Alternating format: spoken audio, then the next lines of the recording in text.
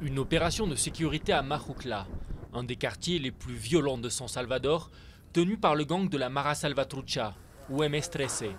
Soudain, des tirs. Une course-poursuite s'engage.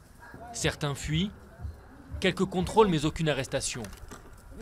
Il y a 2 ans, en mars 2012, les 2 principaux gangs du Salvador, la MS-13 et le Barrio 18, ont signé une trêve, négociée secrètement par le gouvernement. Le but, tenter de faire cesser une guerre qui a fait des milliers de morts. De 16 par jour avant la trêve, les homicides sont passés de moins de 7 pendant le cessez-le-feu. Mais depuis janvier dernier, ce chiffre est remonté à 9 selon la police. Nous n'avons rien à voir avec la trêve. Il paraît que c'est un accord entre gangs. Donc, au vu de l'augmentation des homicides, nous pensons que la trêve est terminée. Les gangs ont créé des sanctuaires, des quartiers sans violence et des centres de réhabilitation comme cette boulangerie. Mais pour nombre d'habitants de San Salvador, les effets de la trêve ne se font guère sentir. Surtout pour les chauffeurs de bus, qui doivent s'acquitter de la fameuse renta, un impôt extorqué par les gangs.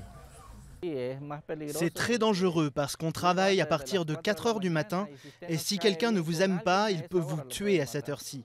Comme on dit ici, il faut payer pour survivre. De 2003 à 2009, les gouvernements de droite du Salvador ont appliqué des politiques de main de fer qui, selon les experts, ont eu l'effet contraire d'accroître le crime et remplir les prisons.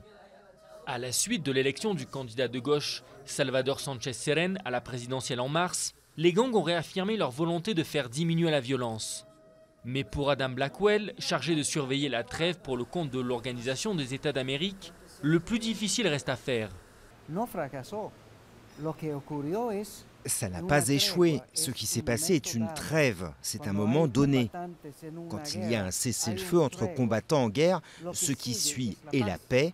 Et la paix est toujours plus compliquée, toujours plus longue. C'est ce que nous sommes en train de bâtir. La tâche du prochain gouvernement de gauche sera lourde.